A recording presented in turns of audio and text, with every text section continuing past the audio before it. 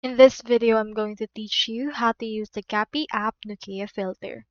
So first, you just need to head over to your App Store or Play Store and proceed to search for the Kapi cam. It has this particular logo right here. So on there, just click on the install option that will appear in order to successfully install it into your device. So you can also click on the get option onto your actual iPhone in order to get this.